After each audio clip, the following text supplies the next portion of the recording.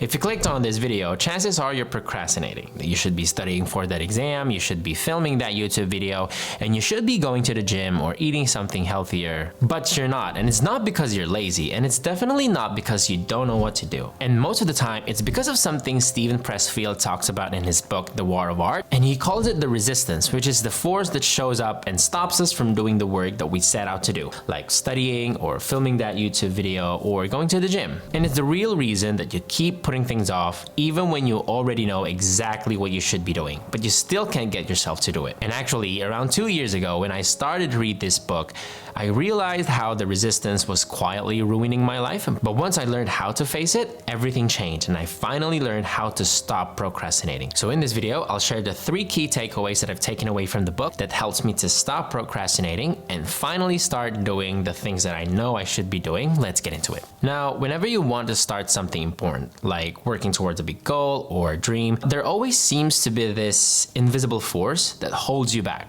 and it stops you from getting started or even following through. And so you procrastinate. And I've actually experienced this myself. Like, before I filmed this video, I had been procrastinating for years on my goal of losing weight and becoming healthy. My weight has always been around 85 to 90 kilos, which is overweight or obese for my height. And when I look back at my photos from last year and the year before that, I basically look the same because I kept making excuses. It's the same thing that I experienced when I was studying for my exams. Like, I would easily get distracted. I tell myself that I was too tired to even study, that it was too hard, or that I didn't have enough time. And for the longest time, I didn't understand why I'm always procrastinating. Like, why is it always so damn hard to start doing something? And why is it always so easy to just distract ourselves with things that we know we shouldn't be doing instead of doing the actual work to get us closer to our goals? And then I came across this book called The War of Art, and as I started reading it, I realized that what this invisible force was, and it had a name, and that name was resistance. And the book defines resistance as a destructive force inside human nature that rises whenever we consider a tough, long-term course of action that might do for us or others something that's actually good. And then Steven Pressfield goes on to say that most of us have 2 lives: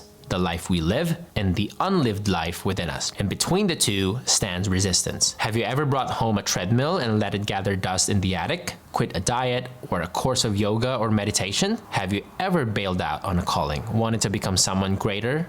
A doctor, a writer, an advocate, but didn't follow through? Then you know what resistance is. And when I read that, it really hit me, because that's what was holding me back. That's what kept me from going to the gym and eating healthy, from studying for my exam, from sitting down to write this script and film this video. And the important thing to know is that this resistance is not outside of us, it's within us. It's the enemy within. And most of the time, resistance shows up as procrastination. In fact, the book says procrastination is the most common manifestation of resistance because it's the easiest to rationalize. We don't tell ourselves, I'm never going to write my symphony. Instead, we say, I'm going to start tomorrow. And that's exactly what we all do. Like, we say, I'm going to go to the gym and start eating healthy. I'm going to start studying for my exam, but I'm going to start tomorrow. But the truth is, yesterday, you also said tomorrow, and tomorrow you'll say it again. And so we rationalize and make excuses for why we can't start doing something right now, right this very moment. And so we procrastinate. And that procrastination, that's a form of resistance. And honestly, when I read about all of this, I felt a wave of hopelessness. Like, what if I can't change myself anymore and I can't fight this resistance, this procrastination? And what if I've had my bad habits for too long? And what if I'm just stuck? But there's a quote in the book that really gave me hope, and it says, never forget this very moment we can change our lives. There never was a moment and never will be when we are without the power to alter our destiny. This second, we can turn the tables on resistance. And it actually reminded me of one of my favorite quotes from Viktor Frankl in Man's Search for Meaning, and he wrote, "Man does not simply exist, but always decides what his existence will be, what he will become the next moment. Every human being has the freedom to change at any instant." And so no matter where you are, like no matter how stuck you feel, you can decide to change right now. So now that we know what resistance is and how it shows up in our lives, the next question is, how do we fight resistance so we can finally stop procrastinating and work towards our goals and dreams? And that leads us to the next key takeaway from the book: turn pro. Now, in the book, Pressfield says that turning pro doesn't mean becoming a professional or like a doctor or a lawyer. He is not talking about the professions. What he means by turning pro is doing the opposite of what amateurs do. And he puts it like this: the amateur plays for fun. The professional plays for keeps. The amateur plays part-time. The professional is there 7 days a week. And then he goes on to describe more of what an amateur is like. 1, he doesn't show up every day. 2, he doesn't show up no matter what. 3, he doesn't stay on the job all day. He is not committed over the long haul. The stakes for him are illusory and fake. He does not get money, and he over-identifies with his art. He does not have a sense of humor about failure. You don't hear him bitching, "This trilogy is killing me." Instead, he doesn't write his trilogy at all. So in a way, amateurs are kind of experts at procrastination. Like, they've mastered the art of putting things off, making excuses, and waiting until they feel like it. And honestly, in the early parts of my YouTube journey, maybe 4 years ago, I was 100% an amateur. And resistance in the form of procrastination really stopped me from being consistent. And I only made videos when I felt like it. And I used to take every bad comment that I get really personally. Like, if someone criticized my video, I'd feel discouraged and stop making videos altogether. Why? Because I over-identified with my output, with those videos that I made, and I've let those comments get into my head. And I also heard all of these voices in my head saying, "You're not good enough, you're not gonna make it, like, who are you kidding? Why are you even doing this?" And it was the same thing when I was studying for my big exams. Like, for example, I would do a practice test, then I would get a low score, and I would say to myself, I'm never going to remember all of this. Like, what's the point? What if I still fail, even if I do my best? And these are the voices of resistance. Like, no one's actually telling me those things, right? It's just me, in my own head. And when I listened to that voice, I would then just procrastinate and just, distract myself with social media. So if that defines an amateur, then what does it mean to turn pro? Now, Pressfield says that it's not even complicated, because actually we're all professionals already in one part of our lives, and that's in our jobs.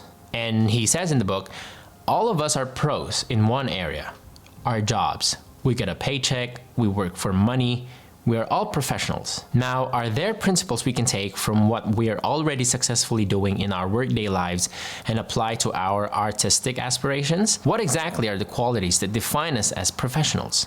Number 1, we show up every day. We might do it only because we have to keep from getting fired, but we do it. Number 2, we show up no matter what, in sickness and in health, come hell or high water. Number 3, we stay on the job all day. Our minds may wander, but our bodies remain at the wheel. Number 4, we're committed over the long haul. Number 5, the stakes are high and real. This is about survival, feeding our families. Number 6, we don't over-identify with our jobs. Number 7, we master the techniques of our work. So now, whenever I don't feel like studying, or when I didn't feel like writing the script for this video, or when I wanted to skip the gym, or anything else I feel like procrastinating on, I would ask myself, what would I do if this were my job? If I was a professional student, what would that look like? Well, I'd still show up every day, right? Just like I would do to a job that I can't afford to lose. And even if I didn't feel well, I'd show up no matter what, right? And I'd stay on the job the whole day, even when I'm already tired halfway through the shift. And I'd be committed over the long haul, not just for 1 week or 1 month, but over the long term, because it's a full-time job, not just a casual one. And I would take it very seriously, because just like a real job, the stakes are high. It's about survival, your future, and your family. And also, when you're at work and you mess up, you'll feel bad, but you also move on quite quickly. And you don't let one bad shift on your job define your whole career, because you don't over-identify with it. And the good thing is that we, or anyone, can beat resistance. We can beat procrastination, because the book says if resistance couldn't be beaten, there would be no Fifth Symphony, no Romeo and Juliet, no Golden Gate Bridge. Defeating resistance is like giving birth. It seems absolutely impossible until you remember that women have been pulling it off successfully for 50 million years. So yes, we can beat resistance. We can beat procrastination. We can overcome what's holding us back. So the next question is how? Is there some trick? Is there some shortcut or productivity hack? And that brings us to the next key takeaway in the book, which is quite simple, and you might not like to hear it, but it's this: just do the work. And Pressfield actually says it plain and simple. There's no mystery to turning pro. It's a decision brought about by an act of will. We make up our minds to view ourselves as pros, and we do it. Simple as that. So the truth is, there's no secret. There's no shortcut, no life hack, and it really is just sitting down and doing the work. And that is how you beat procrastination. Yeah, I know how easy that is to say, but it's much harder to do. But still, that's it. That's the whole point of the book. You just have to sit down and do the work. And there's actually this line in the book about the English writer Somerset Maugham, and he says, Maugham reckoned another deeper truth, that by performing the mundane physical act of sitting down and starting to work, he set in motion a mysterious but infallible sequence of events that would produce inspiration, as surely as if the goddess had synchronized her watch with his. And it's actually the same with Henry Fonda, the American actor, and it says that even after decades of performing, he would still throw up backstage from being nervous. But then, what Henry Fonda does after puking into the toilet in his dressing room is to clean up and march out on stage. He is still terrified, but he forces himself forward in spite of his terror. He knows that once he gets out into the action, his fear will recede and he'll be okay. And that's what really helps us overcome procrastination. Just showing up and doing the work day after day. And he goes on to say, why have I stressed professionalism so heavily in the preceding chapters? Because the most important thing about art is to work. Nothing else matters except sitting down every day and trying. Why? Because when we sit down day after day and keep grinding, something mysterious starts to happen. A process is set into motion by which inevitably and infallibly heaven comes to our aid. Unseen forces enlist in our cause.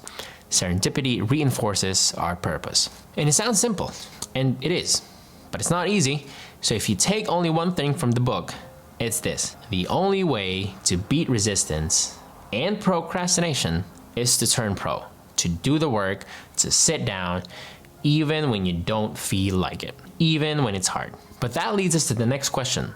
If just doing the work is what will beat procrastination, then how do you actually do it? And especially if you're a student, what does turning pro look like when it comes to studying? Because it's so easy to say, just study, but what does that actually mean? And how do you build the kind of study habits that you can stick to? And how do you stay consistent even when you're tired, you're distracted, or overwhelmed? So if you want to learn more about how to build better study habits, you might want to check out this video over here. And if you want to learn more study techniques that will help you study much faster and remember more, you can click on this video over here. And thanks so much for watching, and I'll see you in the next video. Bye.